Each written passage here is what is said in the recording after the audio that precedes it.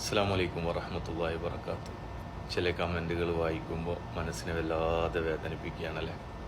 അതുപോലെ മനസ്സിനെ വേദനിപ്പിക്കുന്ന ഒരു കമൻ്റാണിത്. എനിക്കൊരു വീടുമായിട്ടില്ല, സ്ഥലവുമില്ല, 15 വർഷമായി പ്രവാസത്തിൽ. 15 കൊല്ലമായി ഈ സഹോദരൻ പ്രവാസ ലോകത്തേക്ക്. ഏതായിരുന്നാലും ഈ സഹോദരനോട് പറയാനുള്ളത്, അൽഹംദുലില്ലാ, ഇതുവരെ ഒരു നേരത്തെ ഭക്ഷണത്തിന് മറ്റുള്ളവരോട് കൈ നീട്ടേണ്ട ഒരവസ്ഥ വന്നിട്ടില്ലല്ലോ. എനിക്കാവട്ടെ അതല്ലെങ്കിൽ നിങ്ങൾക്കാവട്ടെ, ഞങ്ങൾ ഒരേ ഒരു പ്രാർത്ഥന, ഒരു നേരത്തെ ഭക്ഷണത്തിന് വേണ്ടി മറ്റുള്ളവരുടെ മുന്നിൽ കൈ നീട്ടരുത്. അതിന് അല്ലാഹു തആല എത്തിക്കാതിരിക്കട്ടെ, ആമീൻ എന്ന് പ്രാർത്ഥിക്കുന്നു. പിന്നെ ശരിയാവട്ടാ, പടച്ചോൻ ഞങ്ങൾക്ക് എപ്പോഴാണോ കണക്കാക്കുന്നതെന്ന് പറയാൻ പറ്റൂല. ചിലപ്പോൾ 16-ാമത്തെ വർഷമായിരിക്കാം, 17-ാമത്തെ വർഷമായിരിക്കാം. ഞങ്ങൾ പരിശ്രമിക്കണം. ഇൻഷാ അല്ലാഹ് നിങ്ങൾക്ക് നല്ലൊരു സ്ഥലവും നല്ലൊരു വീടും എടുക്കാനുള്ള ഭാഗ്യം അല്ലാഹു തആല നൽകുമാറാവട്ടെ. അതിൽ സന്തോഷത്തോടു കൂടി ജീവിക്കാൻ അല്ലാഹു തൗഫീക്ക് നൽകട്ടെ. പിന്നെ ഒരുപാട് പേരുണ്ടട്ടാ, വീടൊന്നുമില്ലാതെ ഇതുപോലെ കഷ്ടപ്പെടുന്നവർ. ചിലപ്പോൾ അവർക്ക് കൂട്ടി യോജിക്കാൻ കഴിയാത്തത് കൊണ്ടായിരിക്കും. ചിലപ്പോൾ കിട്ടുന്ന ശമ്പളം അവർക്ക് തികയുന്നുണ്ടാവില്ല. ആ സമയത്തൊക്കെ പിന്നെ എവിടെയാണ് ഞങ്ങളൊരു വീട് ഒരു സ്ഥലമൊക്കെ വാങ്ങാം. ഇന്നൊരു സ്ഥലം വാങ്ങി വീടെടുക്കുക എന്നൊക്കെ പറഞ്ഞാൽ ഭയങ്കര ബുദ്ധിമുട്ടാണ്. ഒരു സ്ഥലം വാങ്ങിയിട്ട് ഒരു വീടെടുക്കുമ്പോഴത്തേക്ക് ആ വ്യക്തിയുടെ ഏകദേശ ജീവിതം അവിടെ തീരും.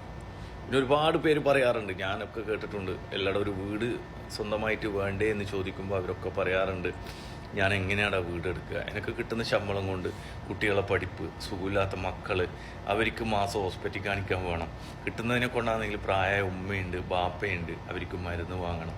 ഇതൊക്കെ കഴിഞ്ഞിട്ട് എൻ്റെ കയ്യിൽ ഒരു ബാലൻസ് വന്നിട്ട് വേണ്ടേ ഞാനൊരു വീടെടുക്കാൻ. ഇനി കുട്ടികളൊക്കെ ഒന്ന് വലുതാവട്ടെ, അവരെ നല്ല നിലയിൽ പഠിപ്പിക്കുക, അല്ലെങ്കിൽ അവർക്ക് നല്ലൊരു ജോലിയാക്കി കൊടുക്കുക. അപ്പോൾ ഒരു കൈത്താങ്ങായിട്ട് ഞങ്ങളുടെ ഒരു കൈ കൊണ്ട് കിട്ടുന്നത് 10 ആൾ ചിലവാക്കുമ്പോൾ ഒന്നും ചെയ്യാൻ പറ്റില്ല. ആ കൈത്താങ്ങായിട്ട് മക്കളെങ്കിലും ഒന്ന് ഉഷാറാവട്ടെ, എന്നിട്ട് നോക്കാം എന്നൊക്കെ പറയുന്ന ഒരുപാട് പേരുണ്ട്. അതുപോലെ തന്നെ കിട്ടുന്ന ശമ്പളം കൊടുത്തിട്ട് വാടകയ്ക്ക് പോയി താമസിക്കുന്നത് ഒരുപാട് പേരുണ്ട്. 10, 15, 20 വർഷമൊക്കെ പ്രവാസ ലോകത്തുണ്ടായിട്ടും വീടെടുക്കാൻ കഴിയാതെ കിട്ടുന്ന ശമ്പളം വാടകയ്ക്ക് കൊടുത്ത് താമസിക്കുന്നവരൊക്കെ ഉണ്ട്. അപ്പോൾ എല്ലാവരോടും പറയുന്നത്, ഇൻഷാ അല്ലാഹ് എല്ലാവരും ദുആ ചെയ്യണം. എല്ലാവരും ഇതേപോലെയുള്ളവരൊക്കെ ദുആയിൽ ഉൾപ്പെടുത്തണം. ഒക്കെ പ്രാർത്ഥന സ്വീകരിക്കുമാറാവട്ടെ. വീടില്ലാത്തവർക്ക് അവർക്ക് സംയോജികമായ നല്ലൊരു വീട് അല്ലാഹു തആല നൽകുമാറാവട്ടെ. അതുപോലെ തന്നെ സഹോദരിമാരോടൊക്കെ പറയാനുണ്ട്, ഭർത്താവ് ഒന്നും വീടും കാര്യമൊന്നും ആക്കിയിട്ടില്ല എന്ന് കരുതി പറഞ്ഞു പോകരുത് ഒരിക്കലും. 16 വർഷമായല്ലോ, നിങ്ങൾ 20 വർഷമായല്ലോ, 25 വർഷമായല്ലോ, നിങ്ങൾക്ക് ഇതുവരെ ഒരു വീടുണ്ടാക്കാൻ കഴിഞ്ഞാൽ നിങ്ങൾ കിട്ടിയതൊക്കെ കുടുംബത്തിന് കൊടുത്തതല്ലേ എന്നൊന്നും ഒരു പറഞ്ഞ് ഏത് ഭർത്താവിനെയും എന്താക്കരുത്, വേദനിപ്പിക്കരുത്. ഭർത്താവിൻ്റെ കൂടെ ഭർത്താവിൻ്റെ വിഷമങ്ങൾ മനസ്സിലാക്കി, ഭർത്താവിൻ്റെ സന്തോഷങ്ങളുടെ കൂടെ അല്ലെങ്കിൽ ദുഃഖത്തിൻ്റെ കൂടെ ചേരണം. കൂടെ ചേർന്ന് എൻ്റെ സഹോദരിമാരോടൊക്കെ പറയാനുള്ളത്, ഭർത്താവിന് വേണ്ടി ദുആ ചെയ്യുക. ഇൻഷാ അല്ലാഹ് നിങ്ങളുടെ ജീവിതത്തിൽ അല്ലാഹു തആല നിങ്ങൾക്കൊരു വീട് കണക്കാക്കിയിട്ടുണ്ട് എങ്കിൽ അതെന്തായാലും നിങ്ങൾ ആ വീട്ടിൽ താമസിക്കും. അതിന് നിങ്ങളും കൂടി പരിശ്രമിക്കുക.